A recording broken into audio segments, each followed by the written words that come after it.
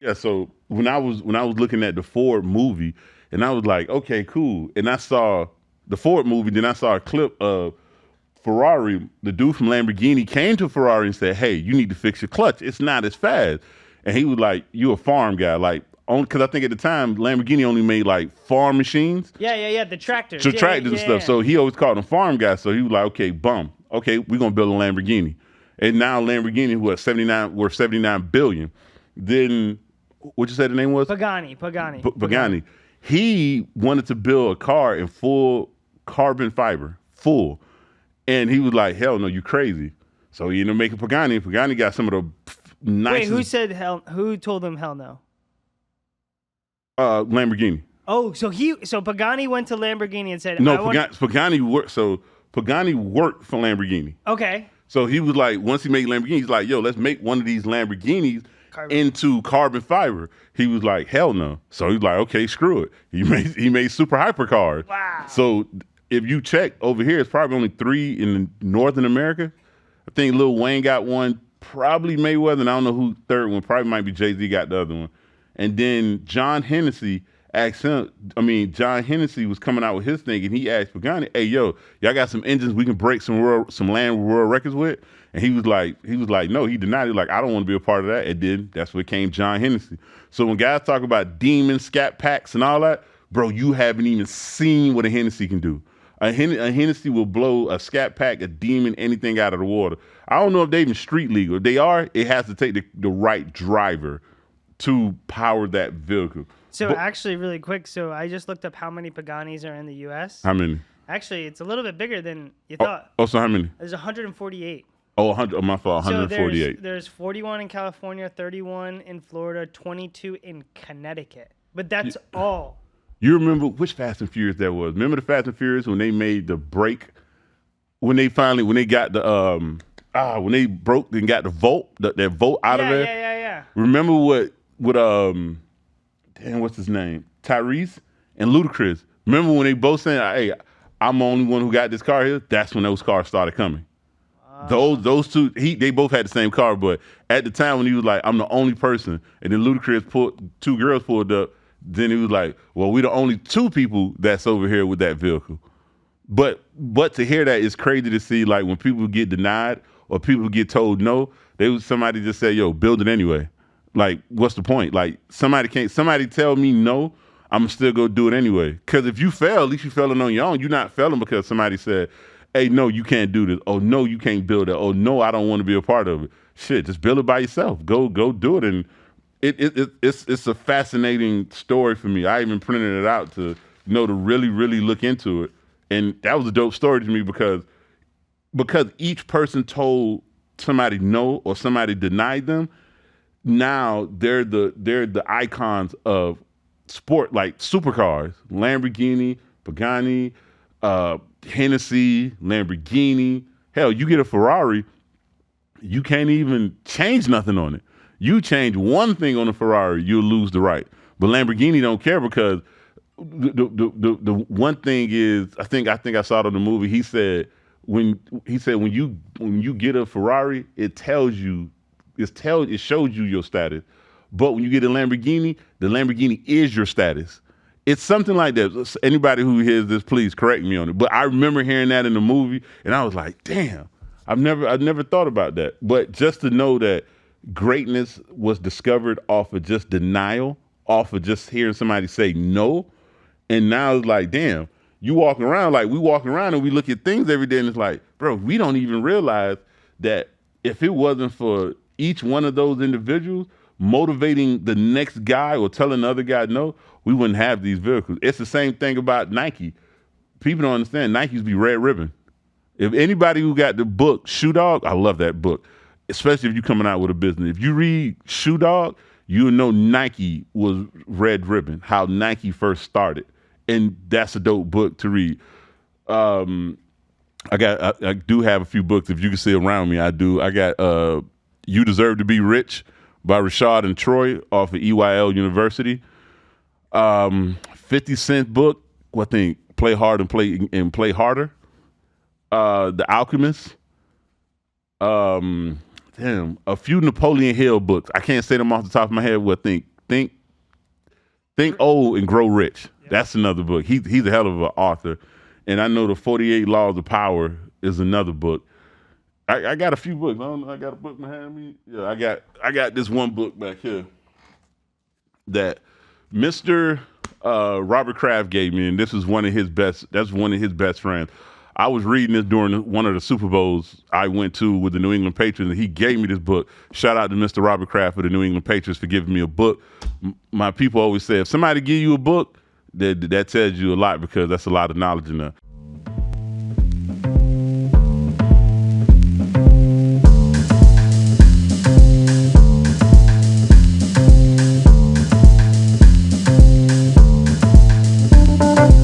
But let me get into it. Hey, what's up, everybody? Welcome to the Prolific Mindset Podcast. I hope everybody had a great 4-day or 3-day weekend.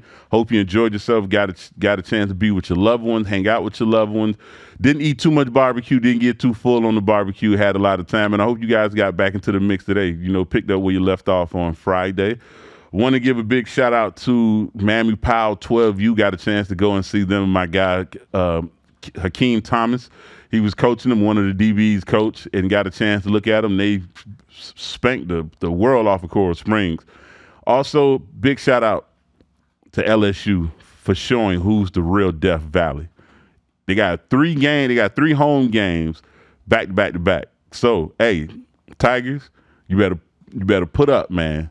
You better show what the real Death Valley is. I think we was ranked number 1 in the country for the loudest and craziest atmosphere in college football, as we should. And also, shout out to Pick Me, Pull Me. Ladies and gentlemen, if you like to go and get a facial, break away from the world, be at peace, be at one, get the spa experience, and also get your hair done, because they got Pick Me, Pull Me Beauty. Go ahead and check it out. Pick Me, Pull Me Beauty on Instagram, and Pick Me, Pull Me on Instagram also. And also, let me give a big shout out to Hialeah for winning their game. Wasn't an easy one, but I know by the numbers it looked like it was one. But certain things was going here and there. And let me get in there. That's one of the topics I want to speak about today in high school football. Fundamentals. We forgot about that. I think so much. I've been sitting around circles and haven't been speaking. I just been listening. That we don't teach fundamentals. Like, we don't teach kids the fundamentals of football. We don't teach our athletes. I ain't going to speak just football. We don't teach our athletes the fundamental of sports, because once we see them go out in the venue or the field, the track, the volleyball, golf, and we see certain fundamentals that's not working, what are you doing as a coach, man? Like, what are you doing? Like, teach your athlete the fundamental. Don't assume they already know those fundamental skills. I'm going to use football for example. Kids don't know how to really tackle because they putting their heads down, and that's the reason why now we got Air 7 helmets or different type of helmets now, or neck braces and different shoulder pads, because we don't know how to tackle correctly. Or I'm a D lineman, so I like interior. I'm an interior guy. We don't know how to get off. We don't know how to get off the first step with a violent hand hat, separate, get off, and make the tackle or make the sack or whatever that comes forward. Or quarterbacks not reading, already being told that, okay, if that guy's open, we're going to throw it at him no matter what. If you even see him open, not paying attention if a linebacker moving into the quarters, or a corner's playing the flats, or, it's cover 3, it's cover 2, or they may give you a man look and it's switched. Like, we don't really go over that. Or I'm just saying, I don't see it. I don't see it because when come game time and they're in situations, I don't see the fundamentals playing, even in situational football. One thing I realized when I was in high school, and we did this in 03, 04 when we won the state championship, every Sunday we went out to the school at Carroll City Senior High, while Coach Frazier was sitting in there smoking a cigar, and we all know about him smoking cigars. We would always get the TVs and the VHSs. Back then, we ain't had no DVD, no 4K, 8K. We didn't have those type of things. And we went to another room and we watched film, like 3-4 tapes of a different school. So we knew when we had to go play, we already knew what you was going to run, because it's high school. Not a lot of people understand how many plays they can be ran, or how understand can the offense or defense run as many plays, because they already seen this. we used to hold each other accountable just watching film. Like kids, high school athletes, go watch film. Watch film on you. Be your hardest critic. I don't care if you rank number one in the sport. I don't care if you rank number one in the state of Florida or number one in the county. Go critique yourself, man. Tell yourself the truth. That, yo, I could have did this better. I could have did that better, man. Damn, I wish I would have did that. That's the same way I'm on this podcast. I listen to myself and I critique myself just so hard because I feel like I can do better. And who's gonna be your biggest critic is the man in the mirror. Not in the window, but the man in the mirror is gonna be your biggest critic. So athletes, make sure you go look at film. Don't just go get the camera guy who's coming out there to take pictures of you and look at videos and stuff and see you make these wonderful catches and hits and stealing bases, or making that spike in volleyball, or hitting that golf ball down the fairway. It's something that can be corrected. But also, coaches, you got to be the main person to correct that. I feel like, let me move to football. I feel like in football, we don't have programs no more. We only have football teams. I see kids coming from Octomont straight to a varsity team. It's impossible. How? You're not ready to play yet. Not big boy ball. And especially, you probably can get away with that in certain positions. But I know in the interior ain't going to happen, Captain. You think you coming from JV. I mean, not coming from playing, I don't know what it is, 13U, 14U. I think that's the highest. So please correct me if I'm wrong. But you're not going to tell me you coming from an Optimus field, then you coming on the field on a Friday night at the Mecca or wherever else we at, and you finna line up against a kid that's probably number one in the nation or number one at the position in this county or school, or the best one on the school, or probably the strongest guy, and you think you finna really have a battle? You don't know the techniques yet. You don't know the fundamentals yet. You don't know that. And we have athletes who go back and watch the game. When I'm gonna use myself, for example, when I go and tell coaches like, yo, man, no, fundamentally, I'm not challenging you. I'm not trying to make you seem like you don't know what you're doing, but it seems that way because when college coaches come, they can see the same thing I've seen because I done played on every level. I'm not saying I'm a coach, but if anybody got a coaching job, I'm here for it. And because I love coaching kids or love coaching young adults or coaching guys to come from college, going to the NFL, and the ones that are in the NFL continuing their successful career. But we need to hound in on that. We have to. We have to. And also, kids, athletes, stop following your coaches to colleges. They're only doing this because it only benefits them. Stop following the coach because if a coach get fired, your ass is still at the college. And the only reason you went because you followed the coach. Don't get me wrong. The coaches are great and what they do, we can relate. But for you to grow as an athlete, you got to be able to be coachable to all type of coaching. Your coach might come with you to school and might not be your position coach, and he may be a grad assistant, like most people start from, then move up, and you got some other people that are blessed that are starting in different positions. But you got to know how to be coached by somebody else, because you're not going to keep following this one coach. You ain't going to have a prime your whole life and think it's time to get in the NFL and the coach going to follow you. It's not going to happen.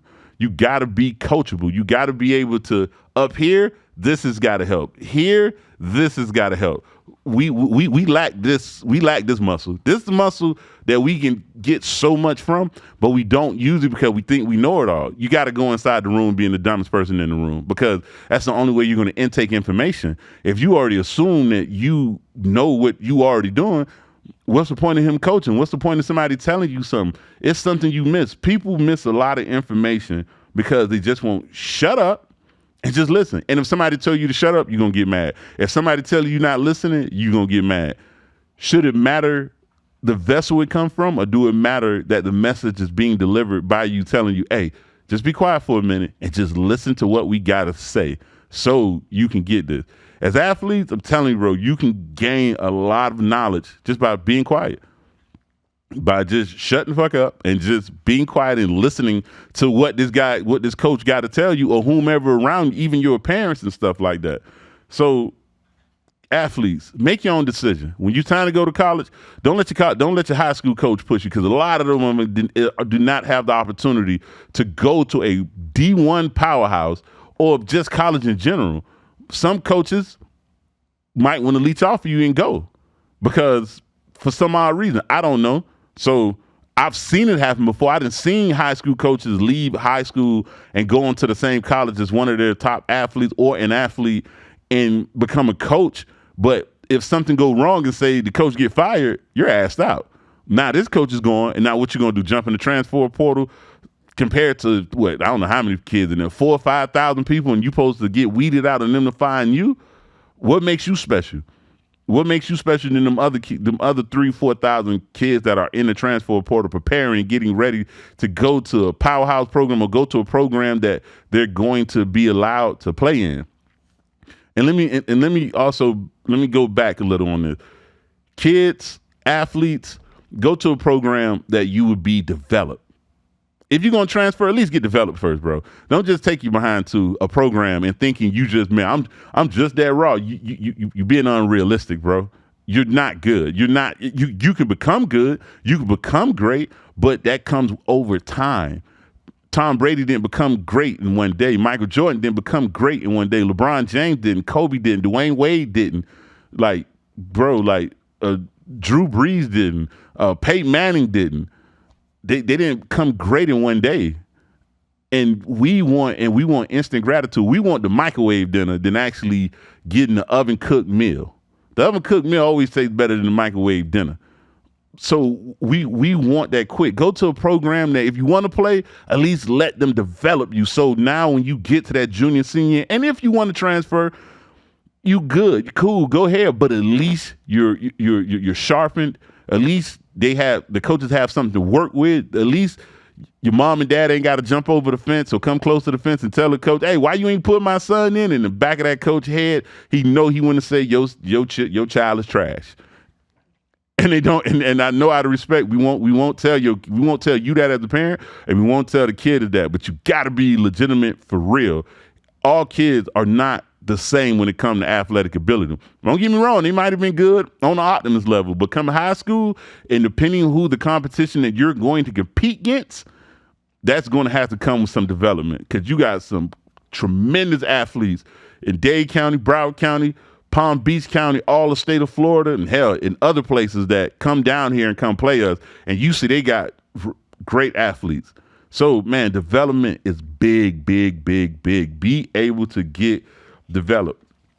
And also, parents, please, or I'm going to say this for men, not even parents. I get back to the parent part, but for men, stop trying to live your athletic career through your kid. Please, stop. Stop. Let them go out there and become their own athlete. Let them go out there. Now, if you want to help them and train them, cool, go do that. But don't be out there trying to coach them when there already is a coach out there to coach him. And if you feel like that coach can't coach him, take his ass to another program. Don't waste the kid's time. Don't waste the coach's time. Go somewhere else.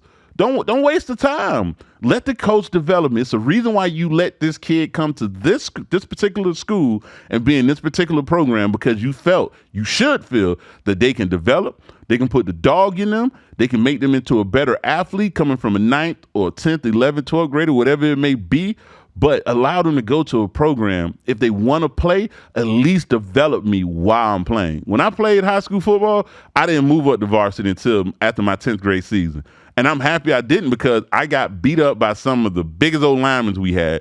Big Jeff, Big Chief, Eric Monker, and them used to always tell me, like, bro, if you only way you're going to get better, you got to go in there. Steve Turner, from the Phillip Jones, like, them dudes would throw me around every which way. But it was great to be done that way, because when I went in the game, I didn't see nothing that was better than them. I didn't see anything that was rolling off that ball that was coached by Coach Frazier.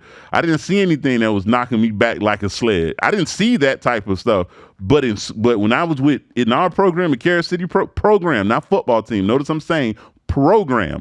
When we was on JV, we always wanted to scrimmage our varsity. My years, we didn't. I know previous years I've heard them go head-to-head with them. I wish I would have had the chance, but still had a chance in the spring to compete for a job against some tough and some great, athletes. Had an Eric Monk as a DN, probably number 1, number 2 in the state of Florida. Had a Maurice Charles that was top 10 in the state of Florida. The D-line went to NC State. Eric went to University of Miami. I had Bobby Parker. He showed me how to play the nose position. Never thought it'd be a day I played nose. I thought I'd play DN, but I realized how to become a D lineman. Not a DN, not a D tackle, not a nose, but a D lineman, meaning you throw me anywhere across that line, I can play. And that's how all coaches should train their D linemen to be. Don't get me wrong. You may have that stud that can stay on that one side of the ball, but just remember, they got an offense coordinator on the other side of that ball that know how to keep that ball away from him or keep him not from making the play. And it's going to tire the hell out of him because he's going to be running to the ball all day and stuff. But back to what I was saying is stop trying to live your beautiful dreams through your kid. Go play some Madden. Go play NBA 2K. If you want to live your dream, get you a my player, get you a road to glory player, but don't do it through your kids. Now, if you see what's best for your kids and you as an athlete, okay, cool. But still, don't try to, live through them. Like, let them find their way because you're not going to be there when they're in college. And Lord willing and blessed, they get to the pros in any sport, just athletes in general. You're not going to be there with them, especially in a team setting, organized sport. You're not going to be there with them. So allow them to figure it out the way, but be a parent first before you're trying to be a coach. Because as a kid, I don't want to be able to, when I was a kid, I didn't want to always look at my dad like, man, damn, he going to talk about this. He going to critique me about that. He was a dad first. And then afterwards, hey, you want me to tell you what you did messed up in this game? Yeah, go ahead. And I'm open to it. But if you just catch me at the front door, as soon as I walk in, why you ain't do that? Why you ain't do that? Why you ain't do this? Damn, I thought I just left Coach Frazier at the field. I thought I just left, Bo Pelini at the field, Jimbo Fisher at the field. I thought I left Belichick at the field or Harbaugh at the field. And I'm coming home and I'm still running into coaching or criticism. Don't get me wrong. We have constructive criticism. Not all criticism, because sometimes some coaches can be disrespectful. So, coach, let's keep it inside the lines, the court, the tennis racket, the track and field, or whatever. Let's keep it inside there for the athletes so we don't lose the athletes. And athletes, please control your behavior, bro. You don't know who's looking at you. You don't know who's paying attention to you out there. You don't know who that person that's sitting up in the stands you think need to have a collar shirt to have a symbol on it. They can be regular people, bro. They can be the regular people before somebody bring you into their program or spend a scholarship on you or give you an NIL deal. They need to figure out who you is because they're making an investment on you. Think about it. Let's switch it around. Imagine you trying to give money to an athlete that's cussing. Like, don't get me wrong. I ain't trying to say cussing is good, but depending when and where you're using it, and the way you dress, the way you move around, the way you carry yourself. When college coaches come to high school, they go all the way to your guidance counselor. They go to your teachers. They talk to people, especially if you've been to a school that you get the same college coaches to keep coming back. They might not be at the same college, but they come back and they're at different colleges because I just seen a lot of scouts switch so much, but they're used to coming back to your school. They're keeping their eye on you. They got somebody in the school watching you, bro. They got somebody watching your Instagram. They got somebody watching your TikTok. They got somebody watching your Facebook. They got somebody who all their job is to watch your social media handle, just to watch that all day. And when they figure out what you're about and who you is, bro, I've seen a lot of athletes passed up because of their attitude and their behavior. They can't be handled. Like somebody told me this past weekend, you're not going to stay to school, not going to stay to kid. A coach is trying to talk to a kid, so he, try to grab the kid by his arm, not disrespectful, but grab the kid by his arm, and the kid snatched away. Like, bro, come on, man. Come on, like, athletes. Your coach ain't trying to chastise you or anything. He's trying to talk to you. You got to be able to control your behavior because I promise you, when you get on this collegiate or pro level, there are going to be coaches that would test you. They will push you to that point just to see you crack so they can get rid of you and bring somebody else in that's willing. And now, don't get me wrong, there's a fine line between coaches trying to talk to you and coaches trying to disrespect you. I had those, I almost had those battles a few times. Me and coaches almost, went head to head because I told the coach, it's the way you talk to me, coach. We're men. Even growing up as a young adult, I'm a young adult. My last name is not yours. Talk to me like as a coach. Don't talk to me like I'm somebody on the street. Just because you didn't have some type of power or some type of authority or some type of power to make you seem some way, and you got a whistle on your chest, calm it down, because you'll lose this kid. Because if this kid already has an attitude problem or behavior problem, this can go far left quickly, and we don't want that because we want to see Your program as a coach be successful. You want to see the kid be successful in your program, so you can speak about him highly. But athletes, we got to control our behavior. We got to move differently. We got to be careful of what we put on our social medias because people are looking, and especially on the NFL level. I can speak. I can't speak for all other sports, but I really would believe they're doing the same thing. When you walk into that NFL combine or you walk into a room with a bunch of NFL coaches, there's no bigger than your bathroom, and you see a whole organization sitting inside of that room asking you questions, bro. They already know everything about you. They know everything you done posted. They know everything you done tweeted. They know everything you. If you think you got a close friend, brother, they pass that close friend. They can access that. They got somebody in your group that's willing to spill the beans on your close group. Please keep it PG. I hope I'm saying the right one. Am I saying the right? Keep it PG. So you don't have to go through this. So allegations don't pop back up or, oh, look, he was drinking or he was doing that. There's a time and place for everything. But right now, as a student athlete, a student first and athlete second, please take care of your brand. You are the brand. You got to remember, the only reason you get these NIL deals because these colleges and these brands that are bringing money to you see you as a brand. They see potential that you can be the next person to hold up a new water product, a new book, a new shoe, a new album, some new clothes, a new car. But it can't happen if I see the dude posting certain things on there, saying certain vocal words. And don't get me wrong, yeah, you may have a lot of followers, but people will pass you up and go to somebody that ain't got that many followers. They got quality of followers, not quantity, but quality of followers, and they will give them the NIL deal over you. You don't want to miss out on no opportunity. Every last dollar means something, especially in this economy right now, how things are getting more expensive. You need to cash in on all opportunities, especially marketing, because I know a lot of dudes don't like doing marketing because it locks you in. But just think about this. I done heard a bunch of stories. I'm going to use Gronkowski, Rob Gronkowski, who played for the New England Patriots, great tight end, soon to be a Hall of Famer. I remember I talked to one of his guys before. It costs almost, if I'm not mistaken, $30,000 to $60,000 an hour to have him to do anything. Hourly, just to do anything they pay him. I might be under the bar, but please correct me if I'm wrong. He was spending his money. You can find this on other interviews. He was spending his marketing money and not his paycheck. Same thing, Shaquille O'Neal. He was spending his marketing money than spending his paycheck. High school athletes, we need to start spending the marketing money, put some money up, buy some assets that can keep, growing and keep, growing and getting more and more valuable. So at the time, if you ever want to sell off or you need something, you can sell off the asset that's now 3-4 times its value. We got to make sure we make smart decisions in that space because you are the brand. Your last name is the brand. Why do you think as an athlete they put your last name on the back of that jersey? Because you are the brand. We want that guy to represent our brand. We want that guy to wear our shoes. We want that guy to drink our water. We want that guy to walk around with our clothes. You are a brand. You have to realize your last name is a brand. When you get in trouble, you tarnish that brand. When you do something crazy and foolish, you messing up the money for that brand. Your last name is an asset. Your family last name is going to be an asset because you're going to make it into one.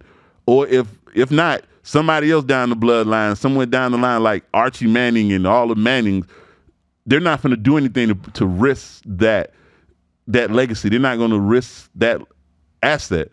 And also, shout out to Manning. I understand he didn't have a great game, but I'm still a Manning fan because as a football fanatic, and I'm looking at it from this point, I understand everybody say he didn't have a great game. Cool, great. It's only the first game of the season. This is first time having a real start against a competitive Ohio State team.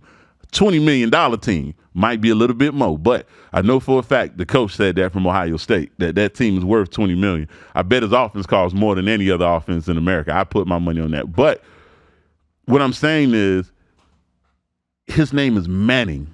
Like, bro, he going to get better. Guarantee he's going to get better. And when he do, everybody's going to be riding on him. Everybody going to want to wear the jersey. Everybody going to make sure they're buying a Manning jersey. Last time I saw Manning that was in here was Ole Miss, and that was Eli when I played at LSU. Before then, it was a Peyton. Before then, I know it was, I think, Archie Senior, if I'm not mistaken. He played for the New Orleans Saints. That legacy is what we're trying to build as athletes. Because I know it's too early to say this right now, but when you have kids, you want the same lineage. You want that same line. The same way all the Mannings coming down, that's the same way you should be.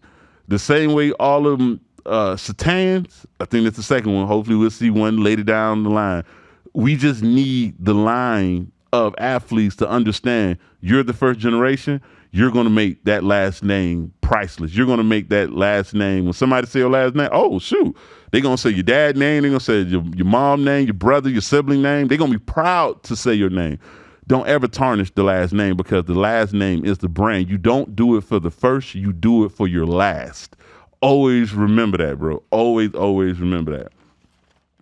I'm happy we got college football back.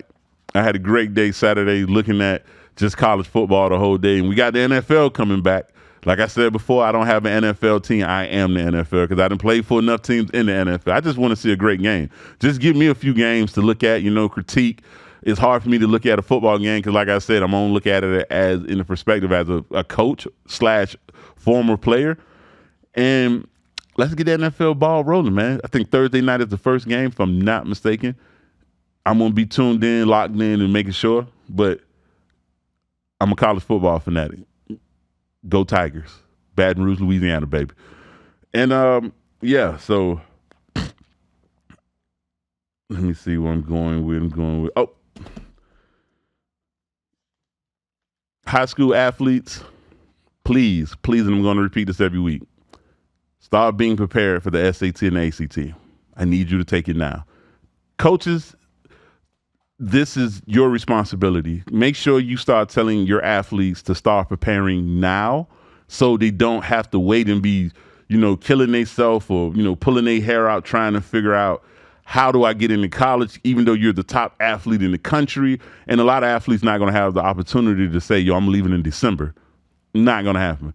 Coaches, I need you to pound it in their head the same way you drill the playbook, the same way you drill technique, the same way you drill what they need to understand the situation.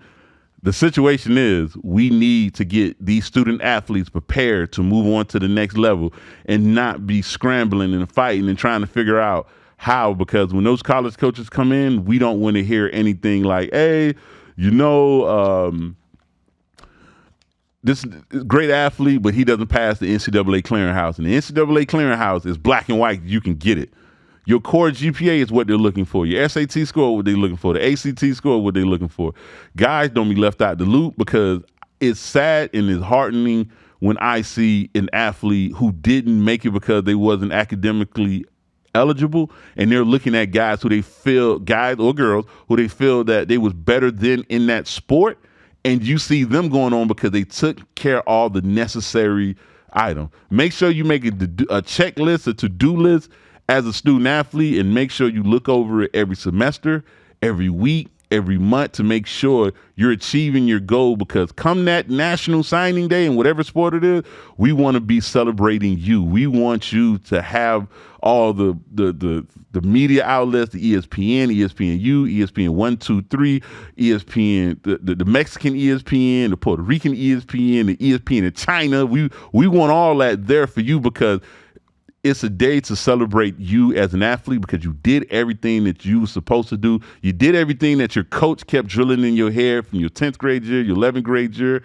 your 12th grade year. But 12th graders, make sure you go to your guidance counselor, become great friends with that guidance counselor, because I did. I didn't even care they wasn't my counselor. I went to every counselor in that office to make sure academically I was eligible to go to LSU, because at times it was and it was the FCAT back then. I didn't pass it, so I ended up start talking to JUCOs, and it hurt me to start like, I'm number one defensive lineman in the state of Florida, number 3 in the country. Why am I sitting here talking to JUCOs? Not diminishing them or nothing, but I'm like, yo, my talent is JUCO ready. But when I had somebody put foot to ass and tell me, yo, why would they talk to you if they know you're not going to be eligible? Why they going to talk to you when you didn't pass the FCAT? Why they going to talk to you when you didn't take the SCT, the ACT. And I made sure I got on it. I made sure I asked my teachers for work or extra work I needed or work I could make up and things like that. So National Signing Day came. It was a celebration. It was, it was happy because I'm the first guy in my family to go to college, and I had a great experience there 4 years at LSU before I moved on to the to the NFL. So this is one topic I got to get off, and I know some of you guys done heard me talk about this on my Instagram too. Car line.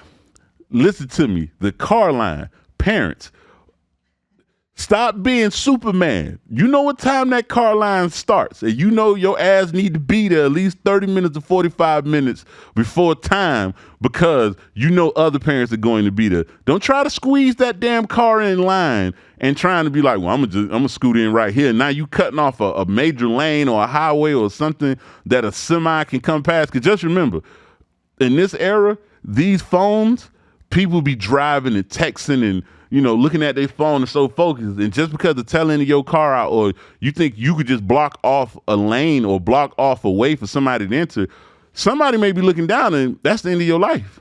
And we don't want that situation to happen.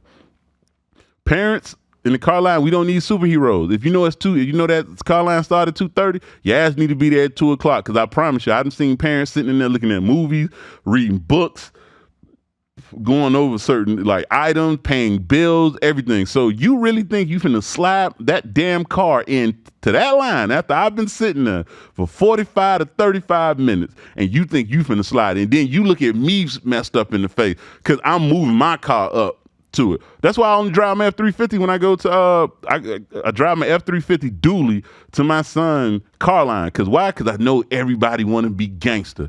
I'm gonna come with the ammunition to be gangster. I'm gonna bring the 350 that got tires bigger than your car, that a bumper that's a steel bumper in the front and a steel bumper in the back. It's black. I leave scratches on it so people can understand how many accidents or how many times I hit people because they want to be superheroes around me. And truly, I have train horns on them shit. The same way you hear that train when it's passing down that thing, I have 8 of those damn things underneath my car. So believe me, when I press, I'm going to lay into that horn on your ass. Let us not do that, man. I understand you don't want to go to the back of the line, but you knew what time you had to be there, and you didn't get there on time. So, hey, like Martin did on the episode, you got to start from scratch, baby. You got to start from scratch. But those parents that just thinking like, oh man, I see this is a sweet lick, but I'm finna move in. I saw a parent one time, a woman was in line and the guy was trying to make a U-turn to get into the line. And everybody kept doing it because people kept letting them in. You got to remember, all parents ain't going to they not going to follow the leader. They their own leader. They ain't going to follow the leader what everybody else doing. They not going to follow the next person. Person made a U-turn. That woman purposely smashed on the gas and knocked that whole passenger side all into the street. Now, nobody came past because he's fussing at her. Why did you go? Why did you hit my car? But she was in the right. Parents, let us not hurt ourselves or do something wrong in that car line. Let's get there in a manageable time. Sit there, get your book. Make sure you got enough gas in there. Get your AC right. Know it's going to be on low because it's hot as hell still out here. We can't wait for the fall or the so-called South Florida winter.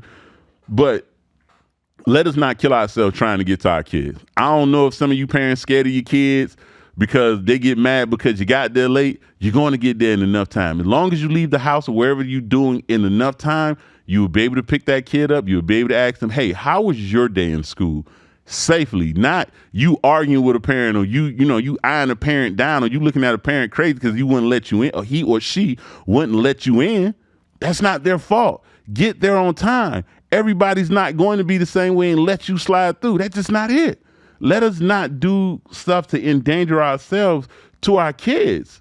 I mean, to people in the car line and to our kids because it's unacceptable. Get there on time. We Gucci. We good. And we'll be okay. But all that extra stuff that we're doing, you gotta calm down before somebody get hurt. Please. I beg all parents, please. Don't just don't hurt yourself. Please. Just don't hurt yourself.